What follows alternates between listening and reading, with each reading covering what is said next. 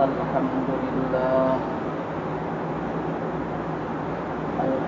لله رب العالمين، والصلاة والسلام على رسوله الكريم وعلى آله وأصحابه أجمعين. أما بعد، فأعوذ بالله من الشيطان الرجيم. بسم الله الرحمن الرحيم. ومنهم من يقول ربنا آتنا في الدنيا حسنة وفي الآخرة حسنة وقنا عذاب النار. صلى الله على سيدنا ومولانا محمد وعلى آله وأصحابه وسلم.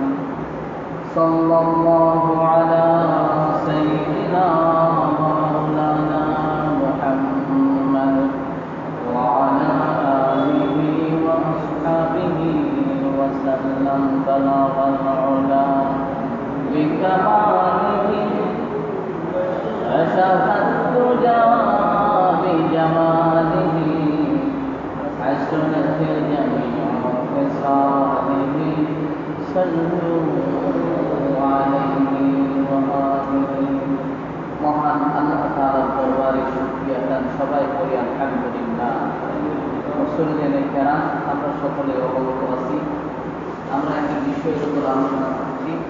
বিষয়টি হলো যে সকল মন্দ কাজ আমাদের ন্যাক কাজকে ধ্বংস করে দেয়। প্রায় 11টি মন্দ কাজ আমরা চিহ্নিত করেছি, যে কাজগুলি আমাদের ন্যাক কাজকে ধ্বংস করে দেয়।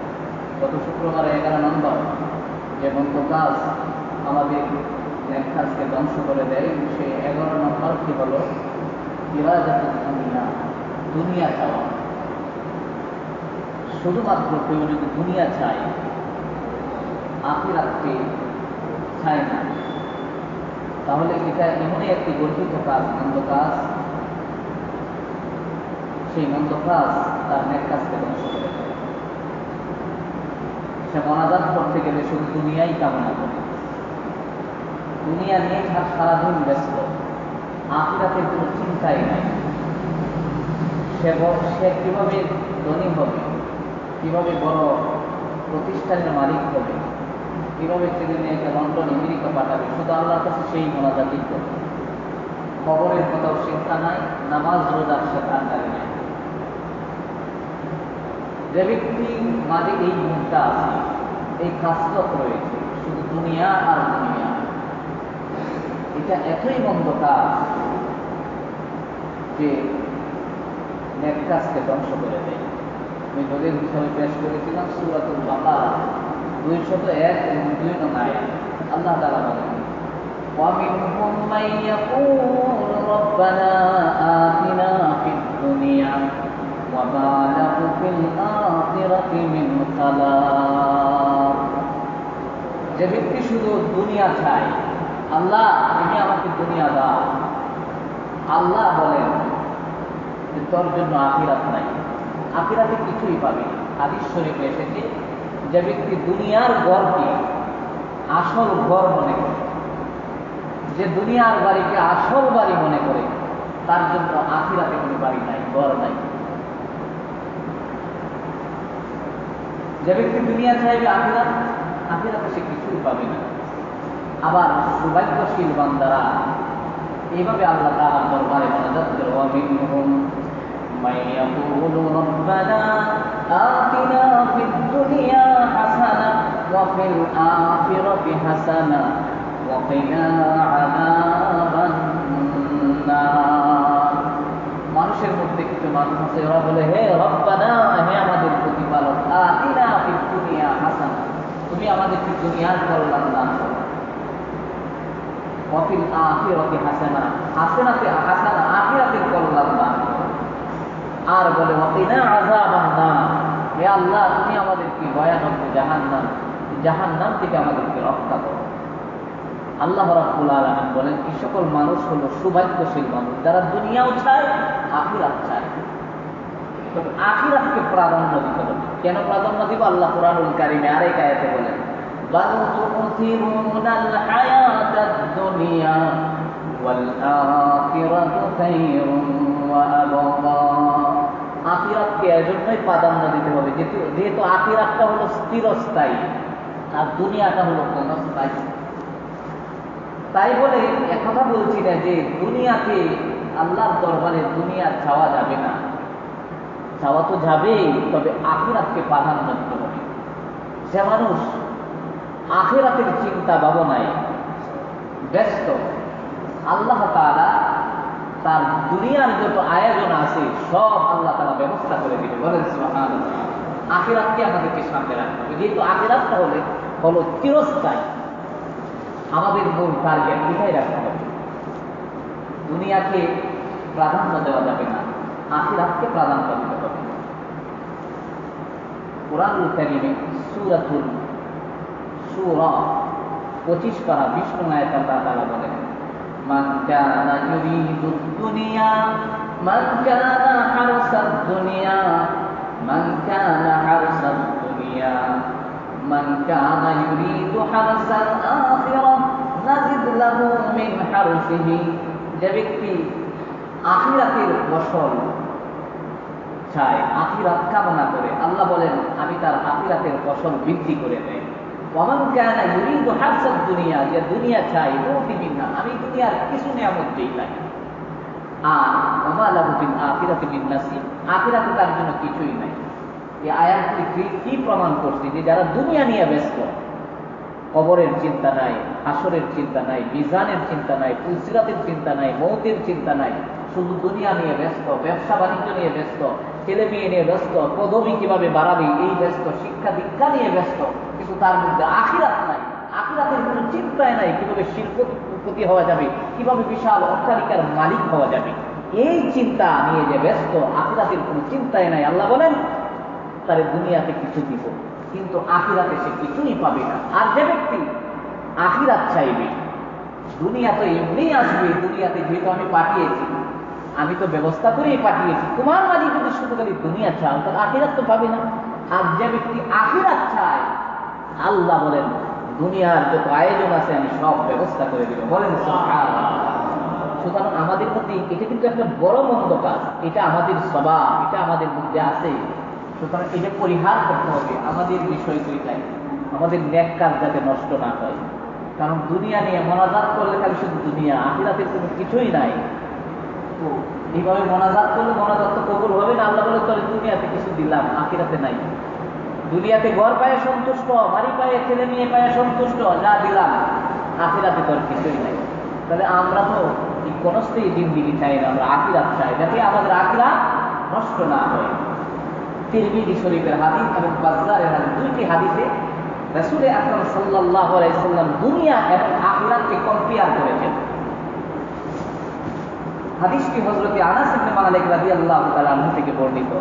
নবীজি বলেন মাওদাউ সাওতিন ফিল জান্নাতি খায়রুম মিনাদ দুনিয়া ওয়া মা ফিহা। এই জান্নাতের মাঝে একটা শাবক রাখার জায়গার মূল্য এত, একটা শাবক আর কতটুকু জায়গা আছে? এই একটা শাবক রাখার জায়গার মূল্য কতটুকু জানো? যে আসমান বিক্রি করিলে, জমিন বিক্রি করিলে, এবং আসমান এবং জমিনের মধ্যখানে যত নাজ নিয়ামত আছে সব নিয়ামত রাজি বিক্রি করার পরেও তুমি জান্নাতের যে একটা শাবক রাখার জায়গা সেটা ক্রয় করতে পারবে না। বলেন সুবহানাল্লাহ। আরেক হাদিসে রাসূল বলেন দুনিয়া সম্পর্কে লাউ কানাতিদ দুনিয়া তা'দিলু ইনদাল্লাহি জানাহা বা'উদাতিন মা সাফা কাফিরাম মিনহা শারবাতিন মাইন। দুনিয়াটা যদি আল্লাহ তাআলার নিকট একটা মশার যে দানা, মাছির যে দানা, এই দানার সমমান মূল্য যদি হতো আল্লাহ তাআলার দরবারে, তাহলে রাসূল আকরাম সাল্লাল্লাহু আলাইহি ওয়াসাল্লাম বলেন এই পৃথিবীতে যত অবাধ্য আছে, কাফের আছে, এই কাফেরদেরকে আল্লাহ একটু পানিও দিতেন না। এর মানে আল্লাহর কাছে দুনিয়ার কোনো দাবি না, দুনিয়ার কোনো মূল্য নেই। আখিরাতটাই হচ্ছে স্থায়ী। আমাদের কি এই হাদিসগুলি এছাড়া দেখেন সাহাবাই কেরামদের জিন্দেগি দেখেন, নবী করিম সাল্লাল্লাহু আলাইহি সাল্লামের জিন্দেগি দেখেন। হযরতে এই তিরমিজি শরীফের, মুসলিম শরীফের হাদিসের মধ্যে এসেছে হযরতে আব্দুল্লাহ ইবনে মাসউদ রাদিয়াল্লাহু তাআলা আনহু বর্ণনা করেন আমার নবীর জিন্দেগিটা কেমন ছিল। নবীজি সুখ শান্তি চান নাই, পৃথিবীর কোনো সুখ শান্তি চান নাই। হযরতে আব্দুল্লাহ ইবনে মাসউদ রাদিয়াল্লাহু তাআলা আনহু বলেন قال نام رسول الله صلى الله عليه وسلم على حسين فقام وقد أثر في جنبه। হযরতে আব্দুল্লাহ ইবনে মাসউদ রাদিয়াল্লাহু তাআলা আনহু বলেন নবীজি এই খেজুর পাতার যে চাটাই আছে, চাটাই পাটি, এটার মধ্যে নবীজি ঘুমাইতেন। তো একদিন নবীজি ঘুমে এই ঘুম থেকে উঠলেন, উঠার পরে সাহাবাই কেরামগণ বলেন قد أثر في جنبه, নবীজির পিঠের মাঝে দেখলাম চাটাইয়ের দাগগুলি বাসমান হয়ে রয়েছে, পাটির দাগগুলি, খেজুরের যে পাতার এই দাগগুলি বাসমান হয়ে রয়েছে। নবীজিকে তো সাহাবায়ে কেরামগণ জীবনের চাইতেও বেশি ভালোবাসতেন, মহব্বত করতেন। তখন সাহাবীরা বলেন কুল্লা, আমরা বললাম ইয়া রাসূলুল্লাহ লাউ ইত্তাখাযনা লাকা বিদান, নবী আপনি যদি আমাদেরকে একটু অনুমতি দেন তাহলে আপনার জন্য আমরা একটা নরম পোশাকের ব্যবস্থা করে দেব। কারণ আপনি এই খেজুর পাতার চাটাইয়ের মধ্যে ঘুমান, আপনার পিঠের মধ্যে দাগ পড়ে গেছে, এটা আমাদের বরদাস্ত হয় না। নবী আপনি যদি অনুমতি দেন তাহলে একটা নরম বিছানার ব্যবস্থা আমরা করে দিব। সাহাবীরা অনুমতি চাইলেন। তখন নবীজি কি জবাব দিলেন? ও আমার সাহাবীরা, মালিয়া ওয়ালাদ দুনিয়া, আমি তো দুনিয়ায় আরাম করতে আসি নাই। বলেন সুবহানাল্লাহ। আমি দুনিয়ায় আরাম করতে আসি নাই, দুনিয়ায় আমার মাকসুদ নয়, আখিরাত হলো মাকসুদ। দুনিয়া হচ্ছে ক্ষণস্থায়ী, আখিরাত হচ্ছে চিরস্থায়ী। আমি চাই দুনিয়ার সুখ চাই না, আমি চাই আখিরাতের সুখ। বলেন সুবহানাল্লাহ। আখিরাতের শান্তি চাই, আমি এটা চাই না, আমি আরাম করতে আসি না। নবী উদাহরণ দিলেন, ও আমার সাহাবী, মা আনা ফি দুনিয়া ইল্লা কারাকিবিন ইস্তাজাল্লা তাহতা শাজারাতিন। নবীজি বলেন শোনো, আমার উদাহরণ হলো এই পৃথিবীতে আমি একজন মুসাফির। বলেন না সুবহানাল্লাহ। একজন মুসাফির এক গ্রাম থেকে যদি অন্য গ্রামে যায়, তো মুসাফির যদি তার কষ্ট হয়, হেঁটে হেঁটে যাচ্ছে অনেক দূরে, পথিক তার ক্লান্ত হলো, তো একটু আরামের জন্য ছায়াদার গাছের নিচে বসে বসে কিছু রেস্ট নেই। নবীজি বুঝাইলেন, আমার সাহাবীরা, আমি যেন এরকম একজন মুসাফির, আমি তো জান্নাত থেকে এসেছি, আমার আল্লাহ তৈরি জান্নাতে চলে যেতে চাই। মধ্যখানে যে জীবনটা দুনিয়া, এটা হলো সামান্য মুসাফিরি সময়। বলেন সুবহানাল্লাহ। এখানে আরাম করতে আসি না। সুম্মারাহা ওয়া তারাকাহা, এই দুনিয়ার আরামায়েশ ছেড়ে একদিন আমাদেরকে চলে যেতে হবে। সুতরাং আমার এত নরম নরম গালিচার প্রয়োজন নাই, নরম বিছানার প্রয়োজন নাই। আমি চাই আল্লাহর তৈরি জান্নাত, দুনিয়ার সুখ শান্তি আমি চাই না। এটা হলো আমার নবীর বাদে। বলেন না সুবহানাল্লাহ। আর আমাদের অবস্থা, সাহাবীদের জিন্দেগির দিকে তাকান। মুসলিম শরীফের আরেকটা হাদিস, বুখারী মুসলিম এসেছে, হযরতে আব্দুর রহমান ইবনে আওফ রাদিয়াল্লাহু তাআলা আনহু হাদিসটা বর্ণনা করেন। তিনি বলেন উতিয়া বিতআমি, একদিন আমার সামনে অনেক রকমের খাবার পেশ করা হলো, বিভিন্ন আইটেমের খাবার আমার সামনে হাজির করা হলো। নবী সাহাবী আব্দুর রহমান ইবনে আওফ রাদিয়াল্লাহু তাআলা ওয়া কানা সাইমান, আমি ছিলাম রোজাদার, নফল রোজাদার ছিলাম। তো যখন বিভিন্ন রকমের খাবার আমার সামনে পেশ করা হলো, আমি তো রোজাদার, হঠাৎ করে আমার স্মরণ হয়ে গেল, আহা হযরত মুসআব ইবনে উমাইর রাদিয়াল্লাহু তাআলা আনহুর কথা, যে মুসআব ইবনে উমাইর ওয়া হুয়া খায়রুম মিন্নি, আমি তো নবীর একজন আধা সাহাবী। মুসআব ইবনে উমাইর আমার চাইতে ভালো একজন সাহাবী ছিলেন, উনি উহুদ যুদ্ধে শহীদ হয়েছিলেন। হযরত আব্দুর রহমান ইবনে আওফ রাদিয়াল্লাহু তাআলা আনহু বলেন যে মুসআবের অবস্থা কি জানো? মুসআব শহীদ হওয়ার পরে তাকে সাহাবাই কেরামগণ একটু কাপড়ের কাপড়ের ব্যবস্থাও করে দিতে পারলো না। তার একটা চাদর ছিল, কুফিনা কি মুরদাতিন, মুরদাতুল মানে চাদর, তার একটা চাদর ছিল, এই চাদরটাতে কাপড়ের ব্যবস্থা করা হলো। তো এমন হলো চাদরটা, নবীজি বলেন, সাহাবীরা বলতেছেন যে রাসূলুল্লাহ ইন গুতিয়া রাসুহু বাদাত রিজলাহু ওয়া ইন গুতিয়া রিজলাহু বাদা রাসাহু।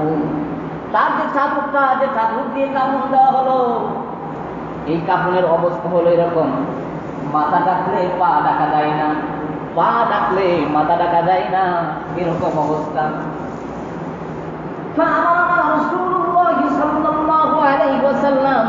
হযরতে আব্দুর রহমান ইবনে আউফ বলেন, আমি দেখেছি মুসআব ইবনে উমাইরকে মক্কায়, তার বাবা খুব ধনী ছিল, তার মা খুব ধনী ছিল, তারা উত্তম মানের পোশাক পরিধান করতেন, খাবার দাবার ভালো ছিল। কিন্তু সে মক্কা থেকে মদিনায় হিজরত হওয়ার কারণে, হিজরত করার কারণে নবীজির মহব্বতে সে এমন হয়ে গেল। নবী বর্ণনা করেন, দেখো মুসআব হলো ধনী বাবার সন্তান, এমন পোশাক পরিধান করতে আমি মক্কায় দেখেছি যে পোশাক কুরাইশরাও ব্যবহার করতো না। কিন্তু আজকে নিঃস্ব হয়েছে হযরতে মুসাইব, উহুদের ময়দানে শহীদ হয়েছে। তাকে সাহাবাই কেরামদের এমন অবস্থা ছিল, এত ধন সম্পদ ছিল না, তার কারণ তারা হিজরত করে গেছে। একটু কাপড় দিবে, এরকম কাপড়ের ব্যবস্থা নাই। নবীজি বললেন, ঠিক আছে, কিন্তু মাথা ডাকলে পা দেখা যায় না, পা ডাকলে মাথা দেখা যায় না। নবীজি আদেশ করলেন,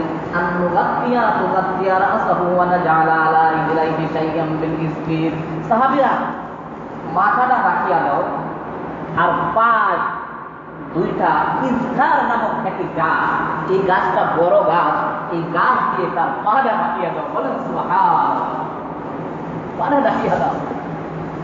সাহাবীরা বলেন, আমরা তাই করলাম। হযরত আব্দুর রহমান ইবনে আউফ রাদিয়াল্লাহু তাআলা সামনে তো বিভিন্ন রকমের খাবার, বিভিন্ন ধরনের আইটেম, এটা দেখে তিনি বলতেন, সুম্মা বুসিতা লানা মিনাদ দুনিয়া মা বুসিতা আও কালা উতিনা মিনাদ দুনিয়া মা উতিনা। কই আজকে তো আমরা ইসলাম বিজয় হয়েছে, বিভিন্ন যুদ্ধে আমরা বিজয় লাভ করেছি, আমরা গনিমতের মাল অর্জন করেছি, বিভিন্ন মাল সামান আমাদের কাছে হাজির হয়ে গেছে, কিন্তু এমন একটা অবস্থা ছিল, মুসআব উহুদের ময়দানে শহীদ হয়েছিল, তাকে যে কাপড়ের ব্যবস্থা করে দিব আমরা, সেটা পারতেছিলাম না। আর আজকে আমাদের অভাব নাই। তিনি এইগুলা দেখে আর কন্দন করে লাস্ট থেকে কথাটা বললেন, গুরুত্বপূর্ণ কথা। হযরত আব্দুর রহমান বলেন, ওকাদ কাশিনা আনতাকুনা হাসানাতুনা উজদিলাত লানা। উনি কাঁদতেছেন আর বলতেছেন, আহা, আমরা যে নাজ নিয়ামত পাইতেছি, আমাদের যে সকল খাবার দাবার আল্লাহ দিতেছেন, আল্লাহ কি দুনিয়াতে আমাদের নেক কাজের ফল দিয়ে দিচ্ছেন, আখিরাতে কিছুই পাবো না? বলেন না সুবহানাল্লাহ, আখিরাতে কিছু পাবো না, দুনিয়াতেই আমরা ভালো কাজ করতে এর জন্য দুনিয়াতেই আল্লাহ দিয়ে দিচ্ছেন। তাদের মধ্যে কি চিন্তা ছিল, ফিকির ছিল, আল্লাহ মনে হয় আখিরাতের জন্য কিছুই রাখছেন না, দুনিয়াতেই আল্লাহ আমাদেরকে দিয়ে দিচ্ছেন।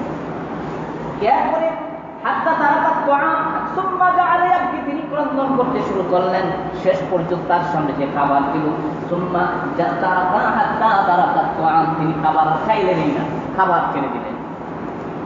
এই যে হাদিস, এই হাদিসগুলি থেকে প্রতীয়মান হয় নবীর জিন্দিগি, দুনিয়ার জিন্দিগি নবী প্রাধান্য দিতেন না। সাহাবায়ে কেরামগণ দুনিয়ার জিন্দিগিকে প্রাধান্য দিতেন না, প্রাধান্য দিতেন আখিরাতের জিন্দিগি নিয়ে।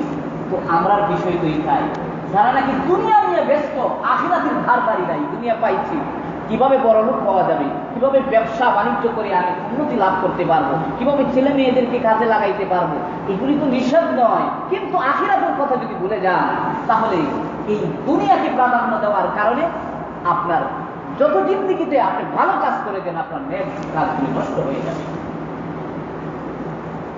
আমি এই কথা বলছি না যে দুনিয়া বাদ দেওয়া যাবে, বাদ দিয়ে দুনিয়ার নাজ নিয়ামত বক্ষণ করা যাবে না, এটা নয়। দুনিয়ার নাজ নিয়ামত বক্ষণ করবোই, তবে আখিরাতকে সামনে রাখতে হবে। কোরআনুল কারীমে কেন আখিরাতকে সামনে রাখতে হবে? এজন্যই যে আল্লাহ যে নাজ নিয়ামত দিয়েছেন, এই দাতাকে স্মরণ রাখতে হবে। আর এই নিয়ামতগুলি সম্পর্কে কিয়ামতের ময়দানে আল্লাহ আমাদেরকে জিজ্ঞাসা করবে। সূরাতুল 30 পারা সূরাত তাকাসুরের মধ্যে আল্লাহ বলেন, আল্লাহাকুম মুত্তাকাসুর হাত্তা যুরতুমুল মাকাবির কাল্লা সাওফা তা'লামুন সুম্মা কাল্লা সাওফা তা'লামুন। এই সূরার মধ্যে প্রথমে আল্লাহ কবরের কথা বললেন, 2 নাম্বার মৃত্যুর কথা বললেন, 3 নাম্বার লাস্টে একটা কথা বলে দিলেন, সুম্মা লাতুসআলুনা ইয়াওমাইযিন আনিন নাঈম। ও দুনিয়ার মানুষ, আমি যত নাজ নিয়ামত তোমাদেরকে দিয়েছি, অবশ্যই অবশ্যই কিয়ামতের ময়দানে তোমাদেরকে জিজ্ঞাসিত করা হবে। তো তো নাজ নিয়ামত দুনিয়ার ভক্ষণ করবো, পাশাপাশি আল্লাহ যে হিসাব দিবেন এই কথাটা স্মরণ রাখতে হবে, দাতাকে স্মরণ রাখতে হবে, আর আল্লাহ যে আমাদের কাছ থেকে হিসাব দিবেন নিয়ামতের। কারণ তোমার ছেলে মেয়ে বড় একটা নিয়ামত, তুমি তাদের কাছ থেকে বাবা ডাক শুনেছ। তোমার ধন সম্পদ একটা নিয়ামত, তোমার পদবী একটা নিয়ামত, এই সবগুলি নিয়ামত। এই নিয়ামতগুলি ভোগ করবে, তবে এই কথাটা স্মরণ রেখে ভোগ করবে যে কিয়ামতের ময়দানে আল্লাহ আমাকে জিজ্ঞাসা করবে। দাতা আল্লাহকে স্মরণ রাখতে হবে, আল্লাহ যা দিয়েছেন এইগুলি সম্পর্কে কিয়ামতে জিজ্ঞাসিত করা হবে। যারা নাকি এই গোটা কথা স্মরণ রেখে জিন্দিগি পরিচালনা করবে, ওরা যদি স্বর্ণের বাড়িতেও ঘুমায় কোনো অসুবিধা হবে না। বলেন না সুবহানাল্লাহ। আপনি বিশাল অট্টালিকার মালিক, বিরাট শিল্পপতি, কোনো অসুবিধা নাই। আপনি ভালো বিছানা, ভালো খাবার দাবার গ্রহণ করেন, কোনো অসুবিধা নাই। কিন্তু আপনার মাঝে যদি আখিরাত থাকে, আখিরাতকে প্রাধান্য দিয়ে আপনি যদি এইগুলি গ্রহণ করেন, কোনো অসুবিধা নাই, আপনার আখিরাত নষ্ট হবে না। কিন্তু আখিরাতকে বাদ দিয়ে যদি এই দুনিয়ার রাজ নিয়ামতের পিছনে পড়ে যান, তাহলে আপনার আখিরাতে তো কিছুই পাবেন নাই, আর আপনি যা ভালো কাজ করেছেন সব নষ্ট হয়ে যাবে। তো আমাদের বিষয়টা হলো এই যে আমরা আমাদের নেক কাজকে নষ্ট হতে দিব না। নেক কাজ নষ্ট হয় কোন বদ কাজের কারণে? 11 নম্বর, যারা নাকি দুনিয়া নিয়ে ব্যস্ত, আখিরাতের চিন্তা ফিকির নাই, তাদের নেক আমল সমূহ নষ্ট হয়ে যায়। এরপরে আছেন 12 নম্বর একটা বদ আমল, এটা গুরুত্বপূর্ণ, ইযতিনাউল কাল, কুকুর লালন পালন করা। কুকুর গুরুত্বপূর্ণ বিষয়। বেলা উযরিন শারঈয়াতিন, শরীয়তে যে সকল শর্ত সাপেক্ষে কুকুর পালনের বৈধতা দিয়েছেন, এগুলি ছাড়া কেউ যদি বাড়িতে কুকুর লালন পালন করে, তাহলে তার পরিণতি কি হবে? হাদিসে পাক রাসূল আকরাম সাল্লাল্লাহু আলাইহি ওয়াসাল্লাম উল্লেখ করেছেন। নবী করিম সাল্লাল্লাহু আলাইহি ওয়াসাল্লাম বলেন যে মান ইযতানা কালবান ফাইন্নাহু ইয়ানকুসু মিন আজরিহি কুল্লা ইয়াউমিন কিরাতান। আমি যে খুতবায় যে হাদিসগুলি এনেছি, একটা হাদিসও দাঈফ না, সবটি হাদিস সহিহ। বলেন সুবহানাল্লাহ। একটা হাদিসও দুর্বল নয়, যা বলতেছি সহিহ, কোরআন থেকে হাদিস থেকে, এখানে কোনো দুর্গন্ধ কথা নয়। আমলে আনতে হবে, বিশ্বাস করতে হবে। কুকুর লালন পালন করলে কি ক্ষতি হবে? যে বাড়িতে কুকুর লালন পালন করে, নবী বলেন ফাইন্নাহু ইয়ানকুসু, নাকাসা ইয়ানকুসু মানে কমে যায়, হ্রাস পায়। ইয়ানকুসু, রাসূল আকরাম সাল্লাল্লাহু আলাইহি ওয়াসাল্লাম বলেন মিন আজরিহি কুল্লা ইয়াউমিন কিরাতান। যে বাড়িতে কুকুর লালন পালন করে যে ব্যক্তি, ওই ব্যক্তির আমল নামা থেকে প্রতিদিন 2 কিরাত সওয়াব কর্তন হইয়া যায়। তার যে জমাকৃত সওয়াব রয়েছে, নেকি রয়েছে, এগুলি 2 কিরাত কর্তন করে দেন। কিরাত মানে কি? বুখারী শরীফের আরেক হাদিসে এসেছে, কোন ব্যক্তি যদি মুসলমানদের জানাজায় হাজির হয়, হাজির হওয়াতে 1 কিরাত সওয়াব দেওয়া হবে। এরপরে দাফন কাজে যদি শরীক হয়, তাকে 2 কিরাত সওয়াব দেওয়া হবে। সাহাবায়ে কেরামগণ জিজ্ঞাসা করলেন, ইয়া রাসূলুল্লাহ, আপনি শুধু কিরাত বলতেছেন, কিরাতের পরিমাণ কত? নবী বললেন মিসলা জাবাল উহুদ, 1 কিরাত পরিমাণ সমান হলো উহুদ পাহাড়ের সমান। বলেন না সুবহানাল্লাহ। সবচাইতে বড় পাহাড় হলো উহুদ পাহাড়। আপনারা যারা গিয়েছেন দেখে আসছেন, আমিও দেখেছি। উহুদ পাহাড় সবচেয়ে বড় পাহাড়। কত বড় পাহাড়? রাসূল বলেন যে জানাজায় শরীক হলো 1 কিরাত, একটা উহুদ পরিমাণ পাহাড় পরিমাণ সব তার আমল নামায় দেওয়া হবে। আর যে জানাজার পরে দাফন কাজে শরীক হলো, তাকে 2 কিরাত মানে 2টি উহুদ পাহাড় পরিমাণ সব দেওয়া হবে। বলেন না সুবহানাল্লাহ।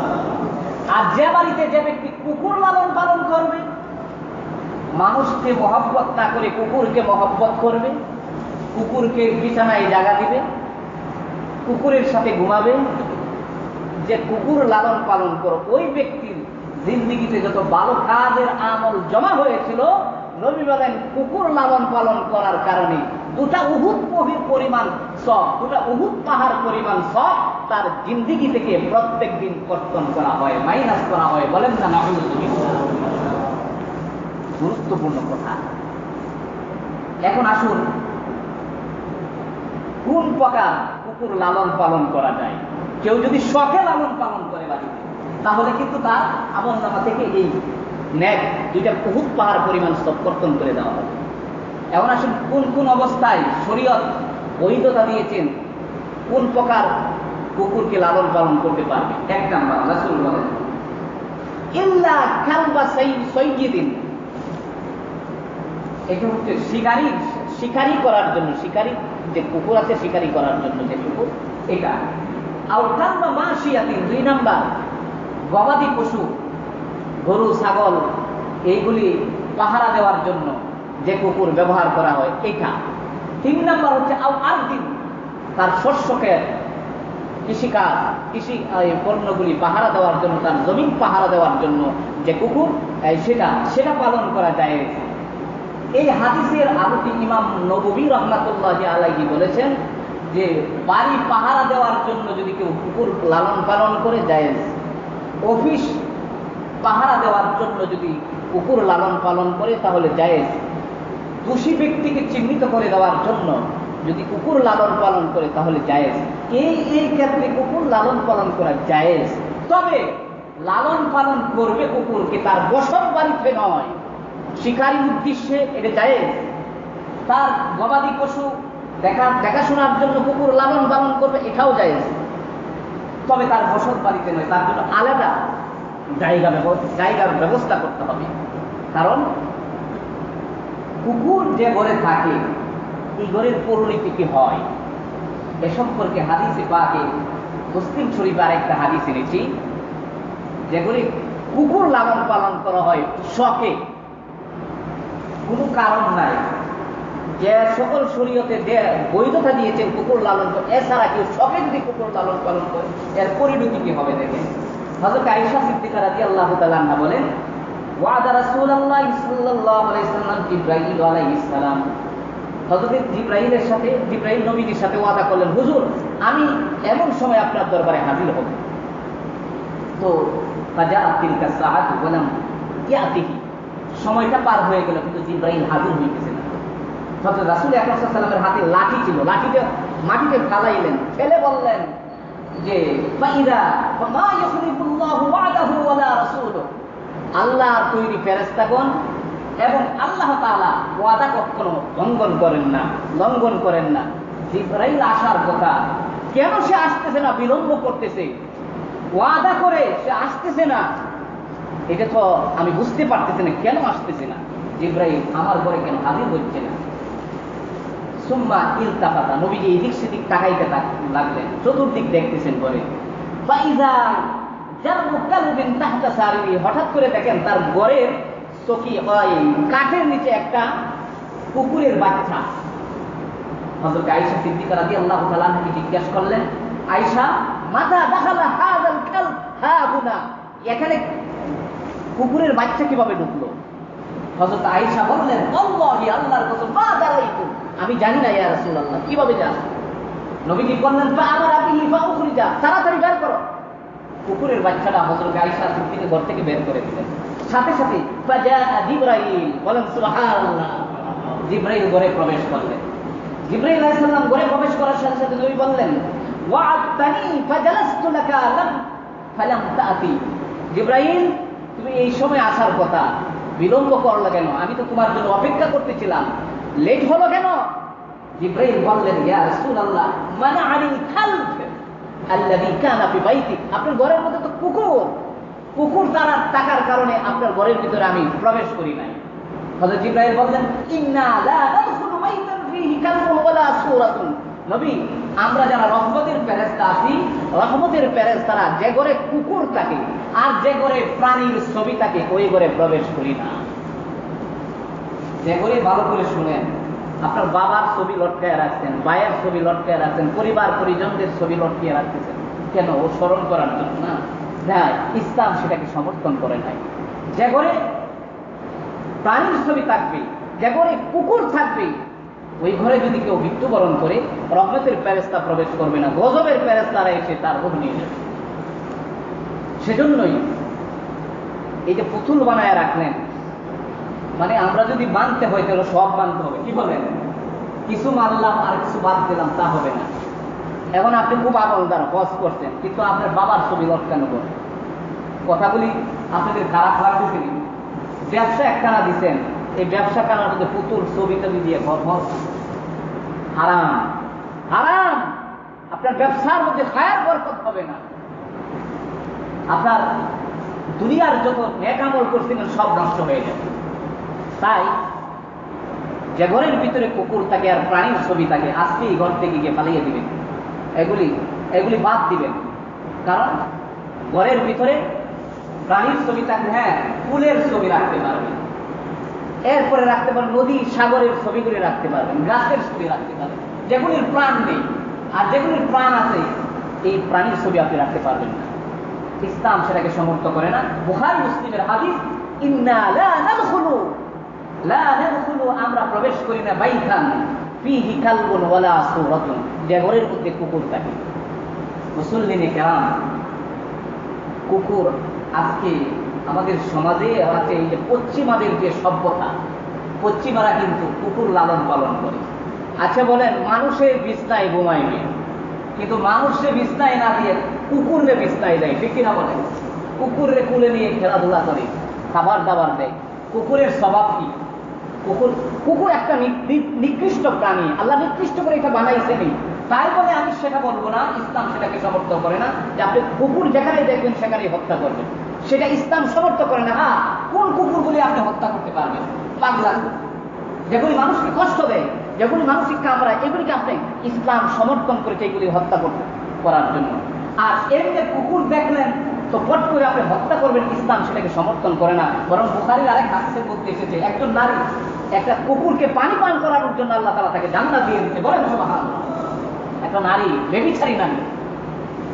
তো সুতরাং আপনি কুকুরকে খাওয়াইতে পারবেন, খাবার দিতে পারবেন, বিপদে পড়লে তার উদ্ধার করতে পারবেন, এই হত্যা করার নির্দেশ দেয় না। কিন্তু ইসলাম কঠোরভাবে নিষেধ করেছেন কুকুর লালন পালন করা যাবে না। কুকুর যদি লালন পালন করে তাহলে এই ঘরের ভিতরে রহমতের ফেরেশতা আসবে না। আর এই ঘরে যদি কেউ মৃত্যুবরণ করে তাহলে তার মৃত্যুটা সে ঈমান নিয়ে মরতে পারবে না। আর তার জিন্দেগীর যত নেক আমল আছে, নেক আমলগুলি আস্তে আস্তে সব নষ্ট হয়ে যাবে শুধু কুকুর লালন পালন করার কারণে, আর ঘরের ভিতরে প্রাণীর ছবি লটকিয়ে রাখার কারণে। দেখেন, কুকুর যারা মানুষের চাইতে কুকুরকে মহব্বত করে, তাদের মধ্যে যারা কুকুর লালন পালন করে তাদের মধ্যে কুকুরের স্বভাব আছে। কুকুরের স্বভাব কি? কুকুর তো এই যে পশ্চিমা সভ্যতা, তারা লিভ টুগেদার, ওই যেখানেই পায় সেখানে মিলিত হয় মহিলাদের সাথে, গর্ভবতী করে চলে যায়, তো বাচ্চা কাচ্চা হয়, তারপরে কোনোদিন আর খবর নেয় না। কুকুরের স্বভাব তো চাই, কুকুর যেখানেই পায় সেখানে মিলিত হয়, বাচ্চা কতগুলি হয়, তাহলে এই বাচ্চাগুলির আর খবর নেই না। ঠিক যারা নাকি কুকুর লালন পালন করে, শখে যারা কুকুর লালন পালন করে, তাদের স্বভাব হলো কুকুরের মতো। বলেন না আউযুবিল্লাহ। সেই জন্যই নবী এমনি বলেন না, বুখারীর হাদিস, যে নাকি শখে কুকুর লালন পালন করবে, কুকুরকে বিছানায় জায়গা দিবে, খাবার দিবে। রাসূল আকরাম সাল্লাল্লাহু আলাইহি সাল্লাম বলেছেন, মানুষকে খাবার না দিয়ে কুকুরকে তো আল্লাহ নির্দিষ্ট করে বানাইছেন, আপনাকে আমি নিষেধ করতেছি না, কিন্তু মানুষের মহব্বতের চাইতে বেশি যদি কুকুরকে মহব্বত করো তাহলে নবী বলেন তোমার আমল নামা থেকে প্রত্যেকদিন 2 কিরাত পরিমাণ সওয়াব কর্তন করে দেওয়া হবে। আমাদের বিষয় কোথায়? আমরা নেক কাজ করতেছি, আখিরাতে যাতে শান্তিতে থাকতে পারি। আমরা চাই আমাদের নেক কাজ যেন নষ্ট না হয়। নেক কাজ নষ্ট হয় কোন কারণে?